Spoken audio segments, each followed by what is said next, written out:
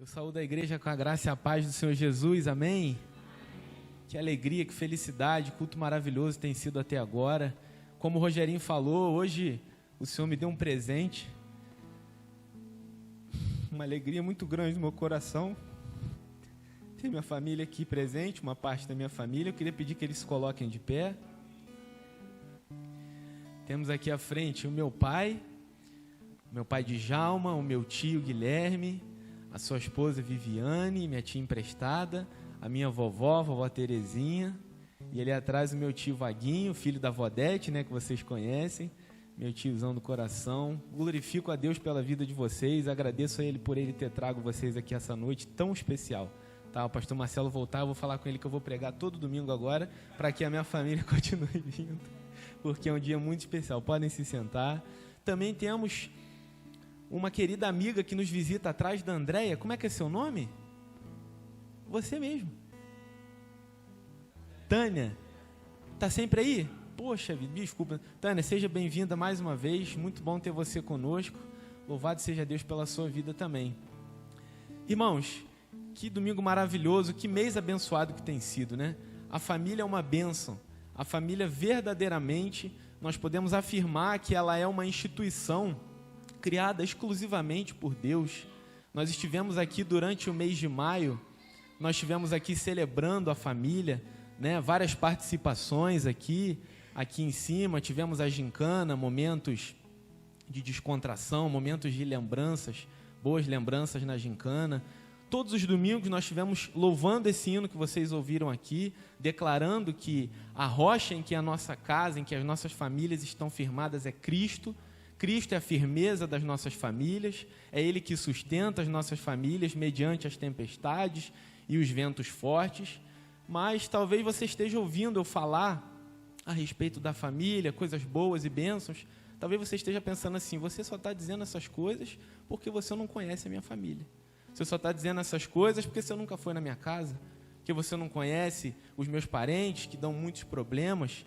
E realmente, irmãos, a família, embora ela tenha sido formada uma instituição perfeita por Deus, com a entrada então do pecado no mundo, a família é contaminada também, ela é afetada pelo pecado.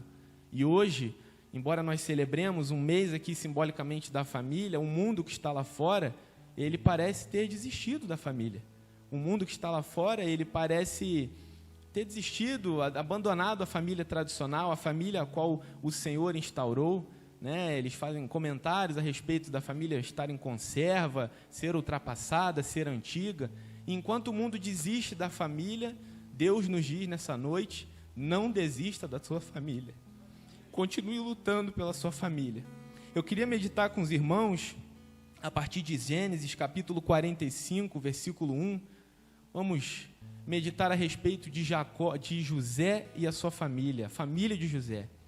Né? Certamente não foi uma família muito fácil, não foram irmãos muito bons a princípio com José, mas José não desistiu da sua família. Gênesis 45, a partir do versículo 1 até o versículo 8. Amém. Vamos fazer então a leitura. Diz assim a palavra de Deus: a essa altura, José já não podia mais conter-se diante de todos os que ali estavam, e gritou: façam sair a todos. Assim, ninguém mais estava presente quando José se revelou a seus irmãos. Ele se pôs a chorar tão alto que os egípcios o ouviram, e a notícia chegou ao palácio de Faraó. Então disse José a seus irmãos: eu sou José, meu pai ainda está vivo? Mas os seus irmãos ficaram tão pasmados diante dele que não conseguiam responder-lhe. Cheguem mais perto, disse José aos seus irmãos. Quando eles se aproximaram, disse-lhes: eu sou José, seu irmão, aquele que vocês venderam no Egito. Agora não se aflijam, nem se recriminem por terem me vendido para cá, pois foi para salvar vidas que Deus me enviou adiante de vocês. Já houve 2 anos de fome na terra, e nos próximos 5 anos não haverá cultivo nem colheita. Mas Deus me enviou à frente de vocês para lhes preservar um remanescente nesta terra e para salvar-lhes a vida com grande livramento. Assim, não foram vocês que me mandaram para cá, mas sim o próprio Deus. ele me tornou ministro do faraó e me fez administrador de todo o palácio e governador de todo o Egito. Amém? Pai, eis aqui a tua palavra, nós te agradecemos e nós te louvamos, ó Deus, por termos acesso a ela, Pai. Eu te peço, Deus, nessa noite, que o Senhor venha falar ao teu povo, falar aos nossos corações, ó Pai. O Senhor conhece, Deus, as minhas limitações, o Senhor conhece, ó Pai amado, ó Deus, a minha incapacidade, mas eu venho te pedir que tão somente o Senhor venha usar-me aqui, ó Deus, para trazer a palavra do Senhor ao teu povo. Fala conosco, nós te oramos agradecidos, em nome de Jesus. Amém.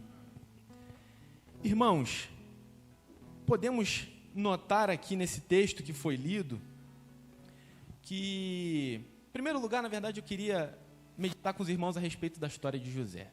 A história de José é uma história muito linda. Por ela ter muitos capítulos, quase 13 capítulos, infelizmente eu não posso ler com os irmãos aqui, nós não teríamos muito tempo, mas José, ele é bisneto de Abraão, ele é neto de Isaac, ele é filho de Jacó e Rebeca.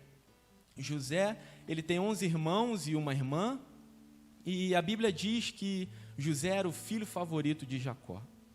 Jacó, então, amava José, vai dizer, em Gênesis capítulo 37, se eu não me engano, vai dizer que José era o filho favorito de Jacó. E por praticar esse favoritismo, nós sabemos que os filhos são diferentes, mas devem ser tratados iguais.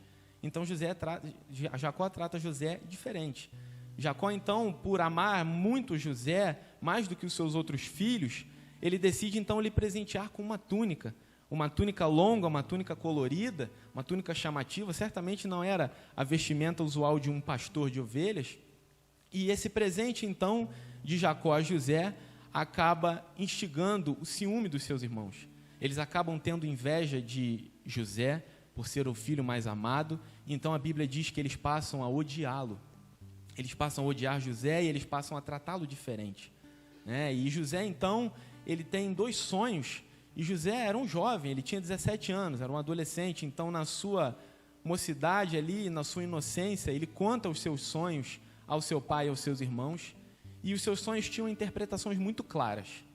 Nos seus sonhos, os seus irmãos, todos eles perceberam de primeira ali que todos os seus irmãos se prostrariam perante ele. José governaria sobre os seus irmãos, né? E isso fez com que os seus irmãos odiassem José ainda mais, por conta disso também.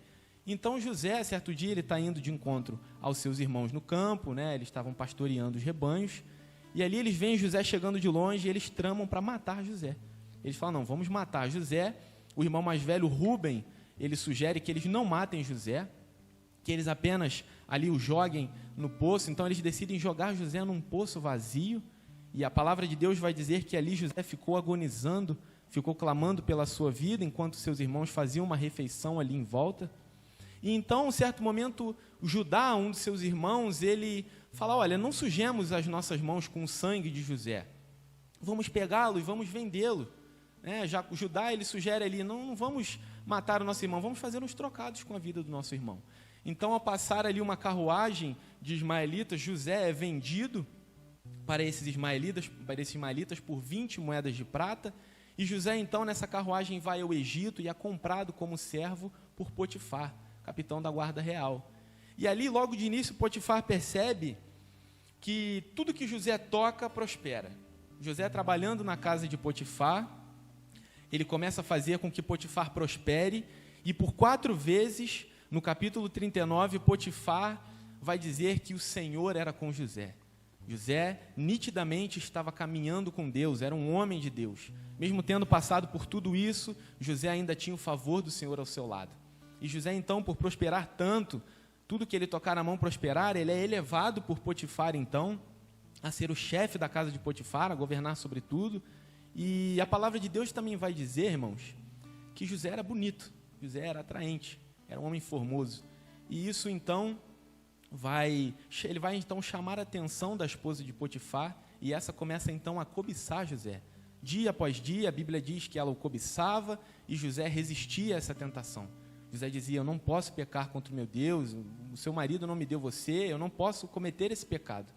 Então, certo dia, ela agarra José pela túnica, ela segura José, e José, desesperado, ele foge deixa então sua túnica, e ela mostra a Potifar, olha só, o teu servo tentou me assediar.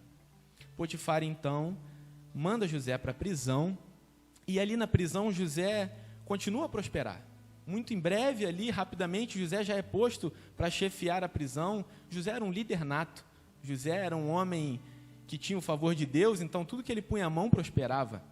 E ali José começa a interpretar sonhos, ele era um intérprete de sonhos, né? E ali na prisão ele interpreta o sonho do chefe dos copeiros, o chefe dos padeiros, vocês sabem muito bem.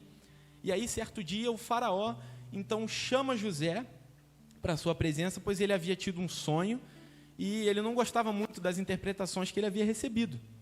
Então, José vai interpretar o sonho do faraó, ele interpreta o sonho do faraó, ele não só interpreta, como ele dá a solução para aquele problema do sonho, e Faraó se agrada daquilo ali, né, achou bom ali com seus conselheiros que José se tornasse o governador do Egito. Então José, ele ascende a governador do Egito, abaixo somente de Faraó, e começa ali a estocar, a fazer as suas provisões. A história de José é maravilhosa.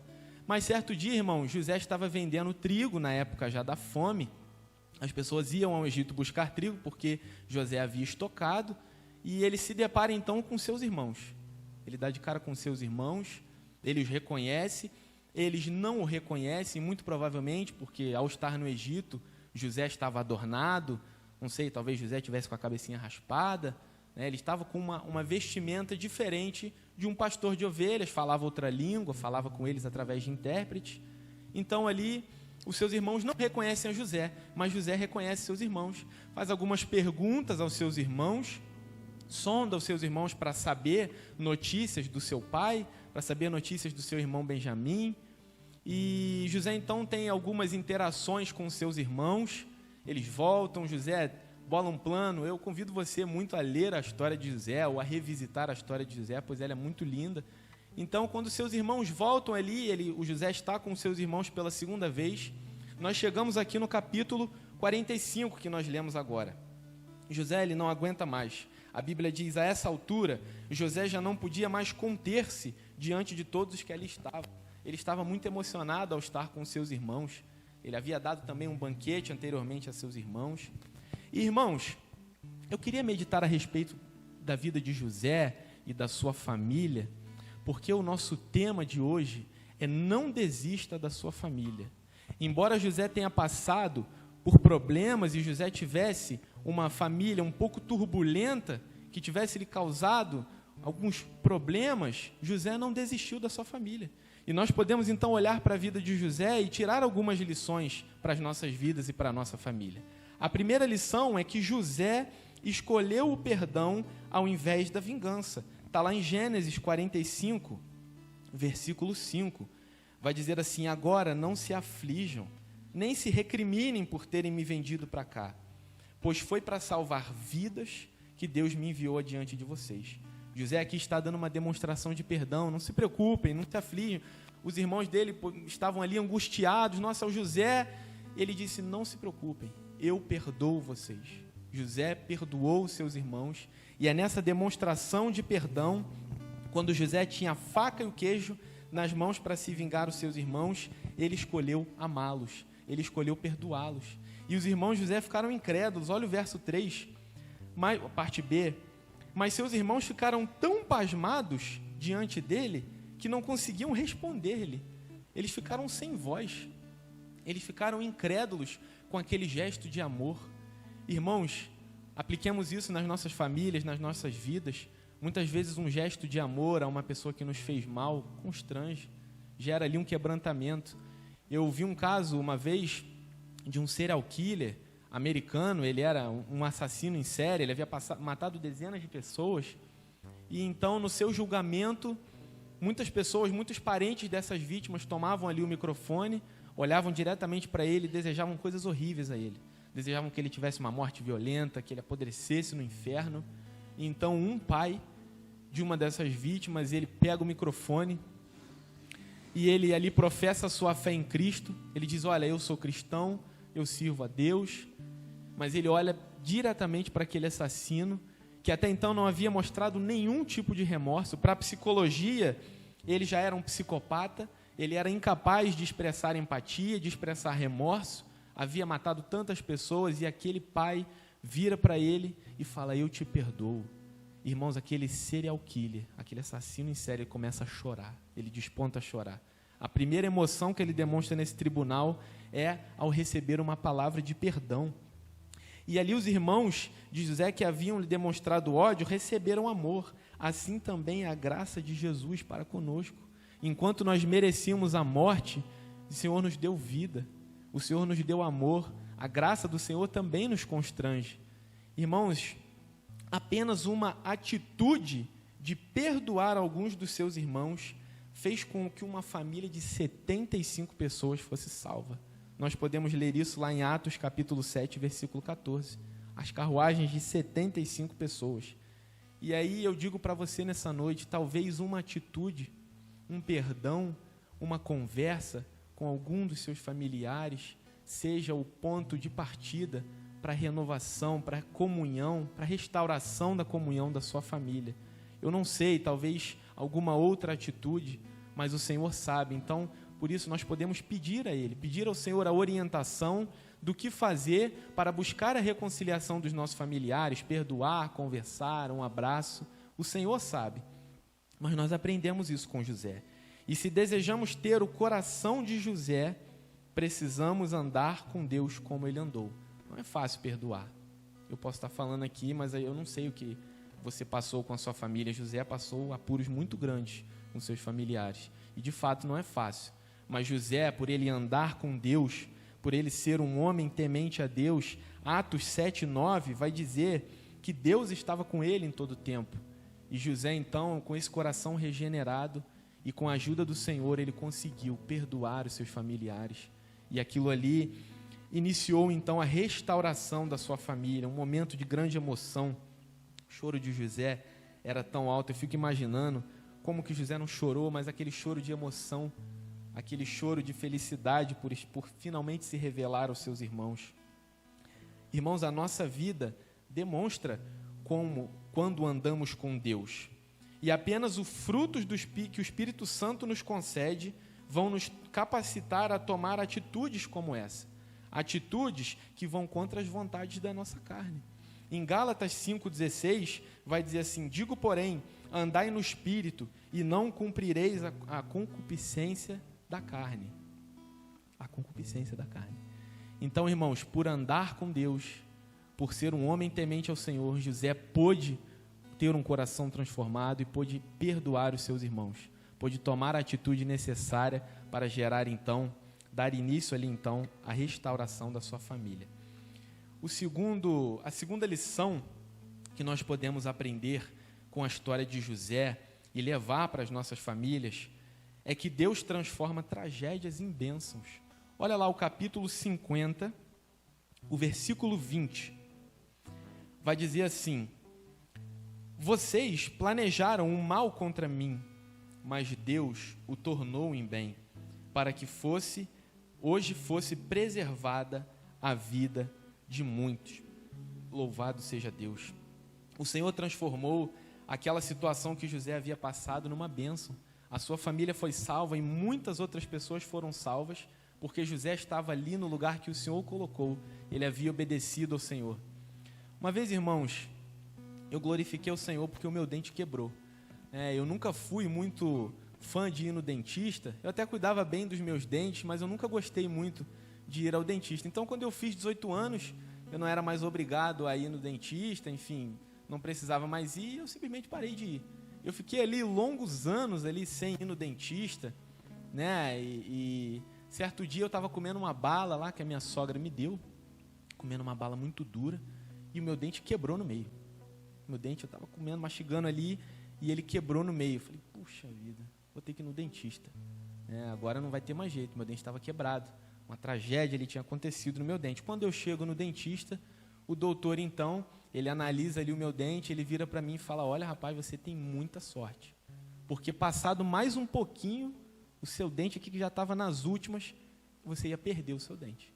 A gente ia ter que arrancar, a gente ia ter que extrair o seu dente. Então, ele conseguiu ali restaurar o meu dente. Quando eu saí daquele consultório, eu glorifiquei a Deus. Falei, Senhor, obrigado porque o meu dente quebrou. Porque se ele não tivesse quebrado, eu não teria vindo, e eu provavelmente teria vindo aqui já com o dente perdido, já em dores. Eu creio que foi um livramento do Senhor. Eu não sei, irmãos, se a sua família tem sofrido por alguma tragédia, ou passado por tribulações, por problemas, mas saiba que Deus faz todas as coisas para o bem daqueles que o amam. Isso está lá em Romanos, capítulo 8, versículo 28. E o detalhe aqui tão especial é que Deus age em todas as coisas boas e também as tribulações, os desertos que nós passamos. Eu não sei qual é o motivo da turbulência na sua família, mas creia em Deus, creia que a solução está em Cristo, e Deus pode estar usando essa situação apenas como um alerta, para que coisas piores não venham a acontecer no futuro. Creia que Deus tem um propósito e nada escapa do seu controle. Se não for, irmãos, a graça do Senhor sobre a família de Jacó e usando ali a vida de José, o que seria dessa família? Eu omiti aqui para os irmãos, mas a história vai dizer que os seus irmãos então vendem José, pegam a sua túnica, mergulham ela no sangue de um animal e enviam para Jacó, para o seu pai. E dizem, olha, um animal selvagem despedaçou José. Aquele pai então começa a chorar, ele fica muito triste. Jacó, ele tomado de uma tristeza profunda, a Bíblia diz que todos os seus filhos, eram 11 filhos, tentaram consolá-lo, mas Jacó estava inconsolável. Jacó estava amargurado, ele disse que morreria ali triste, amargurado. Se não fosse a graça de Deus, esse seria o destino de Jacó, morrer triste, amargurado, sem poder ver o seu filho novamente. Mas Deus foi tão misericordioso e tão bondoso. Vocês podem acompanhar no 49 e no 50 que a história da família de Jacó, ela termina maravilhosamente bem, com bênçãos, ela termina com estabilidade, com salvação. Deus tinha uma promessa para aquela família e Ele cumpriu. E é interessante, irmãos, que o Senhor cumpre essa promessa na vida da família de Jacó. Seriam benditas nele todas as famílias da terra, seria uma descendência numerosa, mas Deus usou José. E o terceiro ponto que nós podemos observar, já estou terminando, nós podemos observar na vida de José, é que assim como José, você também pode ser usado por Deus para levar a salvação de Cristo à sua família. Leiamos aqui 45, versículo 5. Olha que coisa linda. Agora não se aflijam, nem se recriminem por terem me vendido para cá, pois foi para salvar vidas que Deus me enviou adiante de vocês. O Senhor havia colocado José ali para salvar vidas dos seus irmãos. A árvore genealógica da sua família não foi um acaso. O Senhor a desenhou e o Senhor talvez tenha colocado você ali na sua família, exatamente na posição em que você está, com os seus parentes, no grau de parentela que você tem, para que você seja o diferencial na sua família, para que você seja talvez alguém que vai levar a salvação de Deus na sua família. Louvado seja Deus por isso, por essa palavra, por essa promessa de restauração que o Senhor nos faz nessa noite. Deus pode restaurar a sua família e pode salvá-la, assim como Deus fez com a família de José. O que diz lá em Lucas, capítulo 1, versículo 37? Alguém sabe me dizer? Lucas 1, 37? Glória a Deus. Pois para Deus nada é impossível. O Senhor pode fazer aquilo que é necessário na sua família. Em Efésios, capítulo 3, versículo 20, vai dizer: aquele que é capaz de fazer infinitamente mais de tudo o que pedimos ou pensamos, segundo o seu poder que atua em nós. Louvado seja o Senhor. Olha que coisa linda, irmãos. O nosso Deus, que é capaz de fazer infinitamente mais, que é capaz de restaurar a sua família com uma só palavra. Ele é capaz, segundo o seu poder, que atua em nós. Podemos ser usados por Deus, temos o privilégio de trabalhar junto a Deus. Nós aprendemos isso aqui no curso, né, Magrani? Que nós temos o privilégio de podermos nos juntar ao Senhor, à sua obra, podermos trabalhar com Ele e então o poder de Deus atua em nós para fazer infinitamente mais do que pedimos ou pensamos. Louvado seja Deus.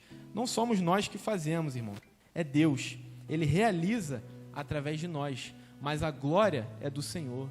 A salvação vem do alto. José estava no lugar que ele deveria estar, que o Senhor lhe colocou. Mas José também viveu uma vida temente a Deus. José viveu uma vida de piedade, uma vida de obediência. Irmãos, talvez o Senhor queira levar a salvação à sua família, aos seus entes queridos que talvez não conheçam o Evangelho, que talvez ainda não caminham com Cristo ou estão afastados da presença do Senhor, que nós possamos então ser como José, não desistir da nossa família, nos colocar nas mãos de Deus e deixar Deus fazer através de nós, levar a sua salvação à nossa família. Amém? Eu louvo a Deus, irmãos, pela nossa igreja, que tem grupos de mães de oração. Eu louvo a Deus pela nossa igreja, que tem grupo das mulheres, lá segunda-feira de oração, o grupo dos casais, maridos e esposas que oram uns pelos outros, e é isso que nós devemos fazer. Nós devemos lutar, nós não podemos desistir da nossa família, nós devemos continuar caminhando, vivendo uma vida na presença do Senhor e crendo também que Ele é capaz de fazer infinitamente mais do que nós pensamos. Muitas vezes nós desanimamos, nós fazemos um convite e os nossos familiares não vêm, nós pregamos, nós damos um exemplo, testemunho, mas os nossos familiares não escutam.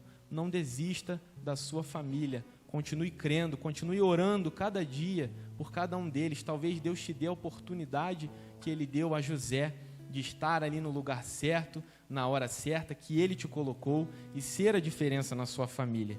Não desista dela e faça como José, perdoe se for necessário, mostre amor, mas principalmente se permita ser usado por Deus. Irmãos, o mês da família está acabando. O mês da família termina hoje, à meia-noite. Mas a nossa luta pelas nossas famílias não pode terminar. Nós devemos continuar orando. Mães, vocês que estão aqui e oram pelos seus filhos, continuem orando, continuem clamando, continuem crendo que o Senhor fará na vida dos seus filhos. Filhos, vocês que estão me ouvindo e filhos que estão aqui presentes, continuem orando pelos seus pais, continue investindo tempo na sua família, clamando a Deus, orando com fé, crendo que Ele é poderoso para fazer. Maridos, esposas, continuem orando pelos seus cônjuges, não desistam deles. Eu não estou, irmãos, de alguma aqui pregando conivência com abuso ou nada do tipo, talvez isso seja assunto para um gabinete pastoral, mas eu estou dizendo para você, por mais aqui que você tenha passado por situações ruins, como José passou por uma situação muito difícil, mas ele não desistiu da sua família. Na oportunidade que teve, ele foi usado por Deus para levar a salvação à sua família.